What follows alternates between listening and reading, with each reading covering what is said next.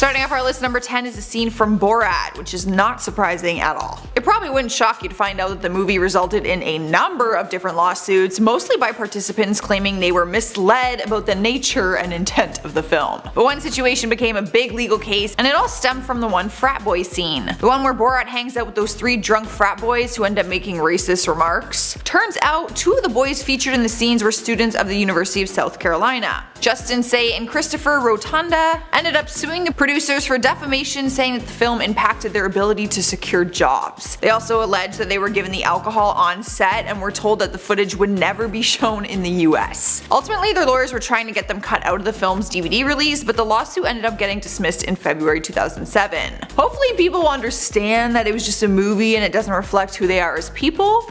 Unless it does, then that's a you issue, because you did that movie, got drunk, and said racist remarks. So like. In at number 9 is The Hangover Part 2, another movie that received several lawsuits. One because a stuntman was injured, but that was settled out of court, and another one when Louis Vuitton tried to sue them for using a fake handbag in one scene, but they were also unsuccessful at their lawsuit. There was one lawsuit that was more bizarre than those, and it had to do with a tattoo. No one could forget the hilarious scene in the movie when Stu wakes up with Mike Tyson's tattoo plastered across the side of his face. Apparently this scene ruffled the feathers of the tattoo artist who originally created the ink for Tyson. Victor Whitmill ended up suing production, saying that the design was copyrighted and that Warner Brothers never asked for permission to use it. But the studio fired back and said that a tattoo resides permanently on a human's face and cannot be included in a copyright law. The artist wanted to prevent the film from being released, but he was rejected. At the end of the lawsuit, Warner Brothers settled with him for a sum of money that has not been disclosed. I tried because I'm just as nosy, and they made minor changes to digitally alter the tattoo in the scenes. Moving on to number 8 spot is a scene from Resident Evil: The Final Chapter. In the 6th and final movie of the series, we see Alice riding her motorcycle across the post-apocalyptic zombie wasteland, and while filming the scene, the stunt woman named Olivia Jackson received life-threatening injuries. While filming the stunt, her motorcycle collided with a camera crane which had been lowered way too early. She was left in a medically induced coma for 17 days, and her injuries included crushed facial bones, severed neck artery, broken ribs, a disfigured face, torn fingers, nerve damage in her spinal cord, and the amputation of her whole left arm. For obvious reasons, she filed a lawsuit against the producers, including the director himself, Paul Anderson. She claimed that she was asked to do the stunt last minute with minimal preparation time and that they didn't have good weather that day. It was also reported that she was misinformed about her medical coverage and that it didn't cover the majority of her injuries like they said that it would. The case has been ongoing since 2015, but recently it was revealed that she's having her medical costs fully covered, which was a total of $248,256. In the number 7 spot is actually a few scenes from the horror movie Happy Death Day. Well, I don't think we can even call it a horror movie. I think it was supposed to be, but it turned out to be like a comedy in my opinion. And that's me being nice, because if you want the truth, the movie sucked, don't watch it. But that is not the point. The point is that Universal found themselves in a lawsuit for multiple scenes involving the masked killer. Fans started to share a side-by-side image of the masked killer, saying that it is the same design as King Cake Baby, the real mascot from the New Orleans Pelican School. The creator of the mascot, Jonathan Berticelli, sued Universal, claiming they used the mascot without permission. Not only was he seeking half of the existing profits from the 2 current films, but he also wanted 50% of future proceeds. The lawsuit is still ongoing, but in the court of social media, it is a divided split. Some fans think the resemblance is uncanny, while others believe it's not close enough to the original. What do you guys think? Look at the picture and tell me in the comments. Sliding into number 6 is a scene from American Hustle that caused a whole lot of unnecessary drama. This has to be the most ridiculous one on our list today. A lawsuit came from a microwave. The movie received 10 Oscar nominations, but it was also handed a lawsuit due to a scene that focused on the use of a microwave. It's the scene when Rosalind tells her husband Irving that she reads an article by Paul Brodeur claiming that microwaves remove the nutrition from food. Brodeur is an actual science writer for The New Yorker, and he has in fact published books on the apparent dangers of microwave radiation. Yet for some reason he sued the film's production team, saying that he never suggested that microwaves reduce the nutrition of the food and that they used a false claim to his work. He sued for $1 million in libel damages, saying that the false claim in the movie had tainted his reputation. But in the end, the lawsuit was dismissed because the court decided decided that Jennifer Lawrence's performance in that scene would not be taken seriously by anyone anyways. And they are probably right, because she was a riot. Halfway through the list at number 5 is one from Avatar. The director of the wildly successful franchise, James Cameron, faced some heat after he brought us his vision using both his mind and technology. His vision skyrocketed to the top of the box office and became the second highest grossing movie of all time. But the real question is, was it actually his vision? After the first scene we saw that introduced us to the Pandora world, an artist came forward saying the movie copied some of his artwork. Roger Dean sued James Cameron for $50 million, claiming that in the Pandora design he clearly copied key pieces from his art collection. The court agreed that the movie may have been influenced by his work, but they ended up ruling in Avatar's favor. Here we are at number 4 with The Devil's Advocate. The famous 1997 movie starring Al Pacino has gone down in cinema history, but so did the lawsuit it had against the production team. It all came from a movie scene in which we see that Al Pacino's character has some human sculptures in his apartment. One important scene in the movie features them, so it's not like they were just lost in the background somewhere. An artist named Frederick Hart thought they were similar to the piece of his called Ex Nihilo. His piece was built in Washington, D.C.'s Episcopal National Cathedral, so he teamed up with the cathedral and they both sued Warner Brothers. They ended up coming to an agreement and Warner Brothers edited the offending scene for the home video release. They edited out the sculptures and put a sticker on the VHS copy saying that there is no relation to the artwork. Coming in at number 3 is a scene from Couples Retreat. You may have forgotten about the 2009 rom-com movie, but there is a scene in the movie that probably stuck with you. And coincidentally enough, it is the scene that resulted in a lawsuit. It's the one where the character Joey masturbates using a pamphlet that features a former model, Irina Krupnik. The model ended up filing a $10 million lawsuit against them for invasion of privacy and misappropriation of likeness. She claimed that she signed a contract for the release of the photo a decade before the movie was made. She was actually paid $1,500 for the release, but said she never agreed for it to be used as any kind of pornographic context. The judge ended up throwing out the case and said that she signed a complete release on the picture 10 years prior, which means it could be used in any context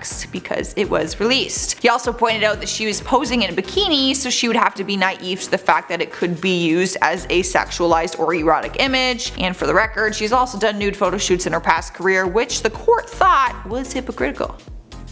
Which it kind of is. Taking over the number 2 spot is Ghostland. The indie horror film came out in 2018 and was hit with a big lawsuit after a horrible on-set accident that took place during one of the scenes. The 19-year-old actress Taylor Hickson played a young version of the character Vera and ended up with a disfigured face after filming a scene. In the scene, her character was banging on a glass window. She was instructed to pound harder on the glass by the director and it shattered in her face, causing her to fall through the window. She was rushed to the hospital and had to receive 70 stitches in her face alone. She was left with permanent scarring on her face and sued the production team, claiming that she's lost work due to her injuries. She also said that they didn't take the basic steps to create a safe filming environment, like using safety glass or stunt doubles. The lawsuit is still ongoing, but the producers were insensitive when it comes to marketing the movie, and they used a picture of a girl with a fractured face similar to hers. In our number 1 spot is a scene from the movie Apt Pupil. This one is definitely a lot heavier than the other ones on our list, so here's your warning. The 1998 psychological thriller features a scene where a 16-year-old high school student, Todd, imagines his showering classmates as Jewish prisoners in the gas chamber of a concentration camp. Pretty intense stuff. Just 2 weeks after the scene was filmed in California's Elliott Middle School, a 14-year-old movie extra came forward and filed a lawsuit claiming that he was told to strip naked for the scene, but he refused to do so. Not long after that, 2 other boys, aged 16 and 17, made similar claims, one admitting that they actually did what they were told. All 3 boys ended up filing a lawsuit saying that the experience traumatized them, and they filed for damages against the filmmakers for emotional distress, invasion of privacy, and negligence. Unfortunately, no charges were pressed as there was enough evidence in the case. The director, Bryan Singer, ended up reshooting the scene with adult actors instead. Beginning the countdown list, number 10 is Rocky. The 1976 film has gone down in history for telling the story of Rocky Balboa, a small-time boxer who gets the chance to fight a heavyweight champion, Apollo Creed. The screenwriter, Sylvester Stallone, was first inspired by a real-life boxing match between Chuck Wepner and Muhammad Ali. It probably inspired a lot of people, which is why it's surprising to learn that he actually got sued for it. In 2003, Chuck Wepner sued Stallone, claiming that his fight scene was improperly used to promote the Rocky movies and other related products for commercial purposes. Stallone never denied the fact that he based the entire movie on Chuck's actual 1975 boxing match. match. However, he still sued him for $15 million, but both parties ended up settling outside of court for a disclosed sum. Stallone wanted to make it up to him by paying tribute in his sequel, Rocky II, by casting Chuck to be a boxer in it. But unfortunately, he failed the drug test and wasn't able to do it. Coming to the number 9 spot is The Basketball Diaries. True Leonardo DiCaprio fans will know that he starred in the 1995 movie before we ever saw him as Jack in Titanic. The Basketball Diaries tells the story of a high school basketball player growing up in Manhattan in the 60s, but it leads to a downward spiral of crime, addiction, homelessness, and prostitution. The movie has a lot of shocking scenes that try to capture the realism of an addiction, but one scene went a little further than the rest. It's the scene when Leo's character fantasizes about shooting up his classmates. In 1997, a shooting at Heath High School occurred, and a lawyer named Jack Thompson sued the film in 1999 for causing the attack to occur. He was an activist who would crusade against violent media, and he felt that the movie scene was the motive behind the real-life school shooting. I'm thinking that the judge realized how ridiculous and far-fetched that claim was, because the case ended up getting dismissed in 2001. Cruising to number 8 is Pixar Animation. It all started with a lamp. You know the lamp that has been Pixar's mascot since 1986? It bounces on screen before the movie and then jumps on the letter I in Pixar? Well, the lamp is actually owned by a Norwegian lamp manufacturing company called Luxo. Throughout Pixar's years using the same lamp design, Luxo never had any issue. I mean, they probably enjoyed the free publicity. John Lasseter had even made a short film about the lamp back in 1986 called Luxo Jr., and they had no problem with it. But when Pixar started to sell a replica of their Luxo Jr. lamp character with a special Blu-ray DVD of the film Up, they sued. They didn't like that Pixar was technically using their design and making sales without permission. A few months into the lawsuit, Disney and Luxo reached a settlement and the lawsuit was withdrawn. For the time being, Luxo claims they have no problems when it comes to artistic renditions of their iconic lamp. All this because Disney wanted to use a lamp as their opening credits scene, and it just so happened to look like a lamp that already exists. And at number 7 is Drive. Now this one is kind of a special exception to our list because it's actually the movie trailer that ended them with a lawsuit, which is a compilation of scenes, or just one really long one. In October 2011, a woman from Michigan named Sarah Deming filed a lawsuit against the Emma Jean Novi Movie Theater and Film District Distribution for making a misleading trailer. Apparently. In her claim, she wrote, "The film distributor promoted Drive as very similar to the Fast and Furious or similar series of movies." She was upset that the movie was actually a methodical art film that didn't have much driving in it at all, let alone race car action. Sarah went after statutory damages under the Michigan's Consumer Protection Act and wanted the case certified as a class action lawsuit. The judge ended up siding with the defendants, thank God, and on October 15th, 2013, the court rejected her appeal. That is the dumbest thing I have ever heard. Here we are, number 6 with 12 Monkeys. The 1995 movie tells the story of a convict named James Cole who decides to volunteer for a mission. He has to travel back in time in order to learn about the reason behind a brutal Holocaust. During one scene in the movie, actor Bruce Willis gets interrogated by this weird sphere object that somehow is able to examine his weaknesses. It was kinda cool and creepy at the same time, but apparently this device was already a thing, and an architect named Lebbeus Woods thought it was similar to his neo-mechanical tower chamber piece, so he sued. And he sued successfully. Universal Pictures had to pay him a hefty sum and also give credit to him in the film. Guaranteed the director wishes he could go back and replace the prop with literally any other shape or object.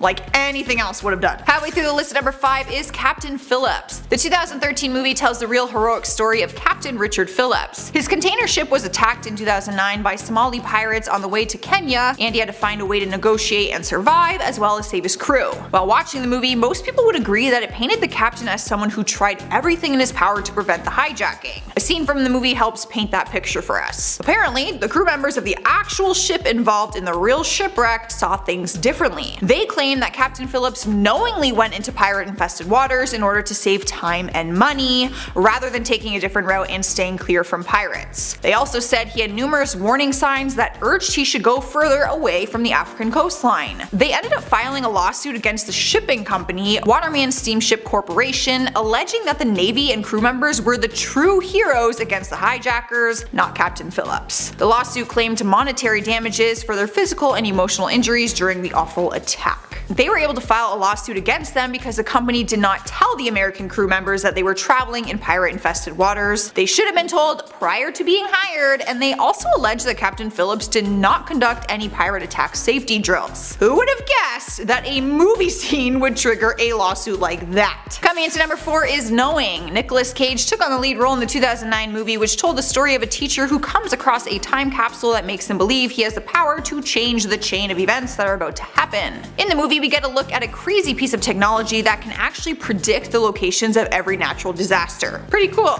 right? But there's just one little problem, and that is that the time capsule already exists. Well, that type of technology. Turns out it's been in development by a tech company called Global Findability, and they call it Integrated Information Processing System for Geospatial Media. They ended up suing Summit Entertainment and filed a patent infringement against them. Their claim states that the geospatial entity object code was used in the film, which goes against their patent for use without permission. In our third spot is one that came from the movie The Wolf of Wall Street. The movie tells the real life story of Jordan Belfort, who was convicted of fraud after cheating his way up to the top in stockbroking. A former Stratton Oakman general counsel, Andrew Green, was personified in the movie as Nicky, aka Rugrat. After watching some of the scenes that his persona is portrayed, he sued Paramount Pictures, saying they didn't have permission and that the portrayal has ruined his real life business. The movie is based on real events, but of course is dramatized. He particularly wasn't a big fan of the scene when his character is partying with prostitutes at a bachelor party with silver trays containing illegal drugs. The lawsuit was ongoing for 4 years until it finally came to resolution in 2018. The court ruled in Paramount's favor, saying that the character facts in the movie have a different name,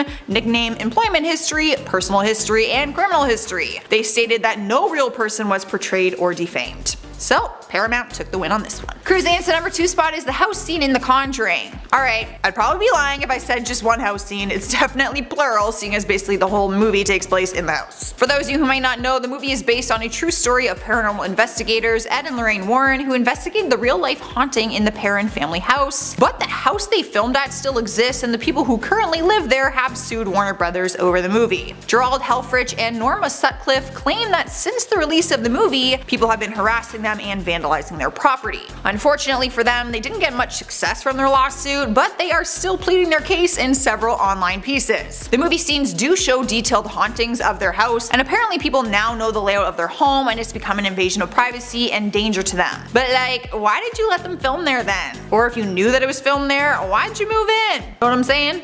Not saying it's your fault, but like, it's kinda your fault. Earning the number 1 spot on our list is a scene from Natural Born Killers. The 1994 movie follows the life of 2 young serial killers who become tabloid and TV celebrities thanks to the press. The press reports the pair as they go on a 52 people killing spree, showing a very controversial way that the media portrays criminals. During the 90s, 2 people robbed a convenience store and shot the cashier to death. They were arrested and are currently in prison, but the family members of the cashier did not feel that that was enough. They ended up suing the movie studio, claiming that the killing movie scene was the reason for the heinous real-life crime. However, in 2001, the lawsuit was thrown out because the judge said it was a free speech issue and was not intentionally meant to encourage violence. Once again, stop blaming movies for people's action. Beginning the list at number 10 is Twilight Zone the movie. This lawsuit came from the filming of one scene, not the actual final product, and it's a tragedy that is unnerving, so if you have a weak stomach, well, I warned you. It happened while filming a scene in which Vic Morrow's character is trying to save 2 children. The tragedy came from a horrific accident that was caused by a mixture of a dangerously low-flying helicopter and a technology malfunction of some sort. While filming the scene, the helicopter spiraled out of control and landed on Vic and the 2 children.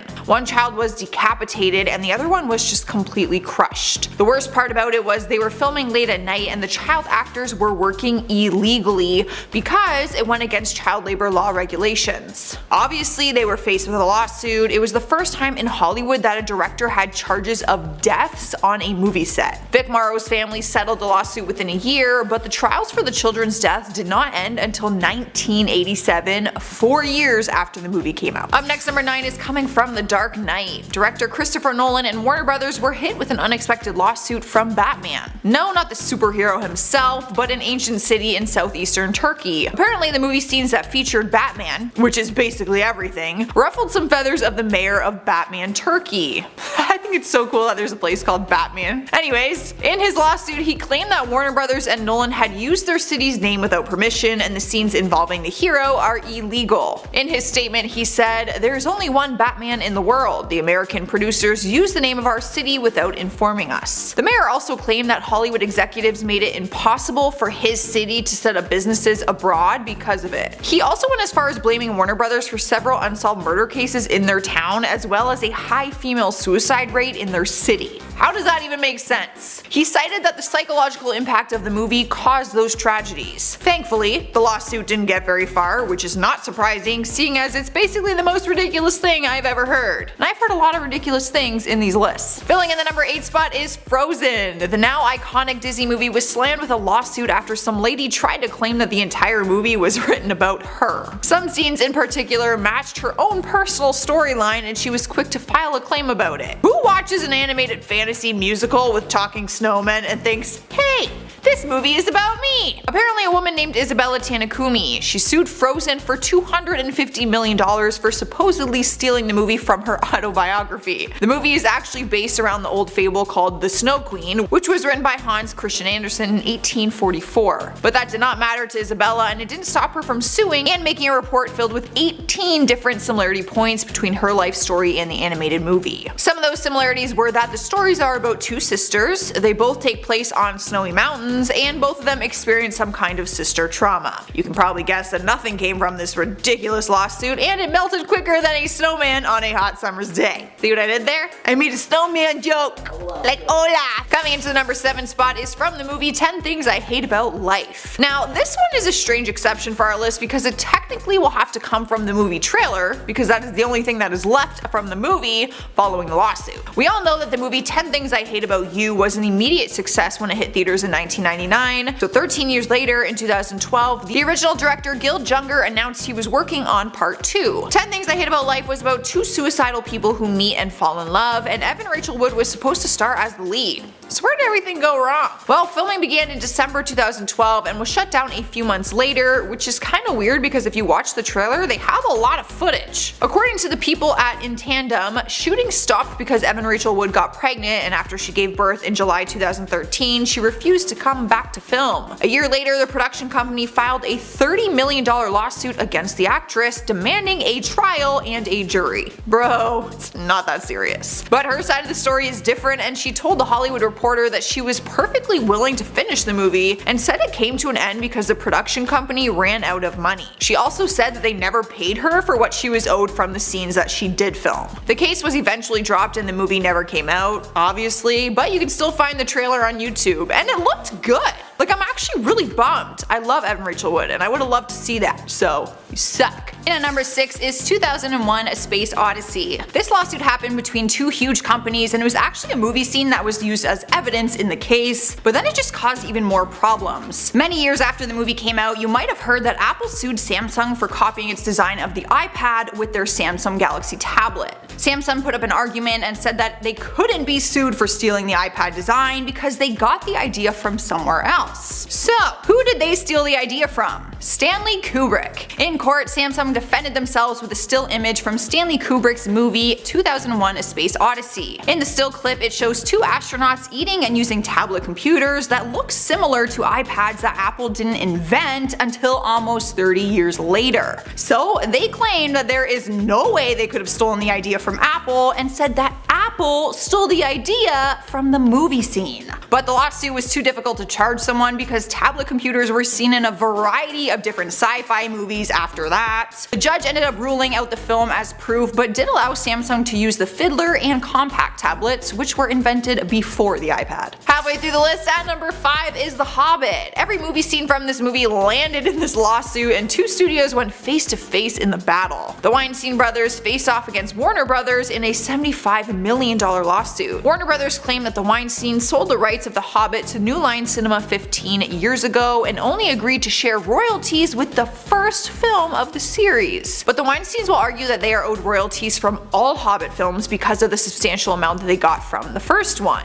They feel that because The Hobbit is only one book but is turned into multiple films, it's enough proof that they should be compensated for all of them. In their argument, they called Warner Brothers ungrateful and greedy. I mean, the first installment made over $1 billion, so I would want in on that action too, for all of them. Here we are at number 4 with the movie Monster-in-Law, another time when someone wants to say that a movie scene replicates their own personal life experience. While watching the 2005 movie, a woman was upset to see that some of Jennifer Lopez's scenes were oddly close to her own experience. Isn't that the point? Like, aren't movies supposed to be relatable to the audience? No offense, lady, but I am sure there are a lot of people who can say that they've had a rough experience with their parents-in-law. But this woman named Sherry Gilbert believed that the movie was stealing directly from her. Apparently, she had written a screenplay about her relationship with her own mother-in-law back in 1998 and said that the similarities between the two are uncanny. She sued Jennifer Lopez, Jane Fonda, and others that were involved in the making of the movie.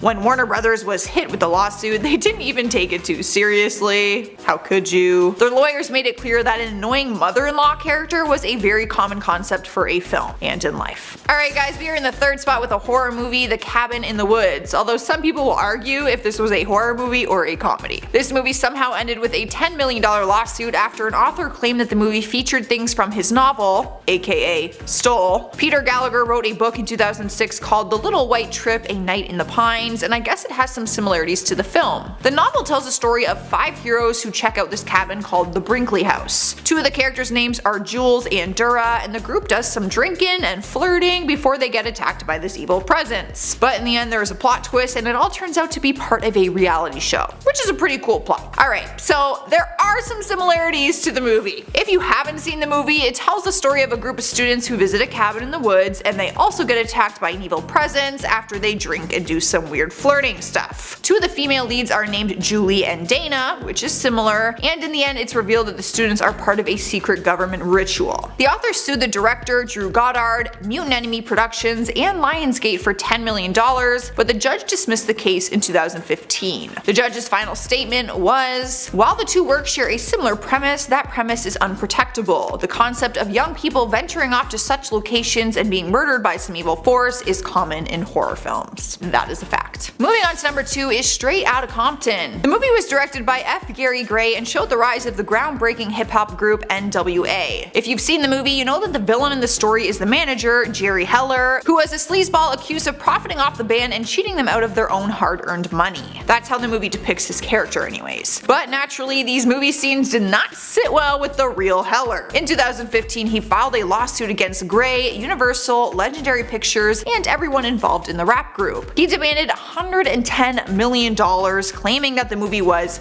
I quote, "littered with false statements that were meant to ridicule and lower him in the opinion of the community and to deter persons from associating or dealing with him." In June 2016, the judge allowed the case to move forward because the movie included a lot of the manager's own memoirs. The judge also pointed out that the movie implied that Heller tried to discourage Ice Cube from hiring a lawyer to review a business contract, but there was actually no evidence that it actually happened. However, the lawsuit didn't get very far because sadly, Jerry Heller passed away just a few months later. Alright you guys, we have made it to number 1. We have a lawsuit from Django Unchained. After watching the movie, screenwriters came after Quentin Tarantino, accusing him of theft. In December 2015, Oscar Colvin Jr. and his son Torrance J. Colvin filed a lawsuit against him, the Weinstein Company, and Columbia Pictures. They claimed that they ripped the movie plot straight from their screenplay that they had written called Freedom. In their claim, they point out some movie scenes that are similar to their writings. But it wasn't just like a he said she said thing. Apparently the Colvins had proof that they shopped their screenplay because they had registered it with the Writers Guild of America and showed it to agencies like CAA and William Morris. They even said that Tarantino's name was brought up on different occasions as a possible director, so somewhere along the way he would have had to have seen the screenplay. They were suing for an unknown number, but we do know that it was hundreds of millions. However, Tarantino was the last man standing and the lawsuit was dismissed in January 2017. I'm gonna do some comment shoutouts.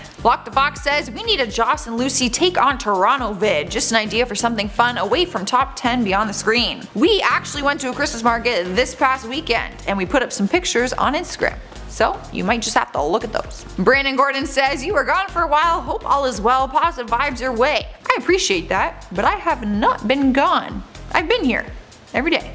Where have you been? Terry Collum Jr. says, Iron Man dying, lol.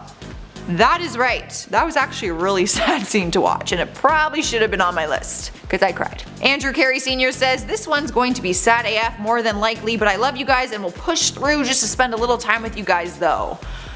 I appreciate that, Andrew. That is some serious commitment right there. And we made it through the list together. For now, I'm going to respond to some other comments. Brandon the Mainline Diesel says, this was the golden age of Disney Channel when Jonas, Miley, Demi, and Cell ran things on channel 44. I could not feel more emotionally invested in a comment. This is literally the truest thing I have ever read. I miss it so much. Mama Pink says, I've never seen a single episode of Hannah Montana, but watched the video anyways because Joss is so freaking funny. Alright, I'm not gonna lie, I was mad at you at the beginning of this sentence, but then I forgave you. However, you still need to watch it, because she's way funnier than me. David Van Bibber says, who are you gonna call? Ghost Jossie! Do you remember when I sang the Ghostbusters? Don't call me, I won't be much help. Andrew Carey Sr. says, you could make a top 10 about pooping and I'd sit through the whole video and give you a thumbs up. For sure, good.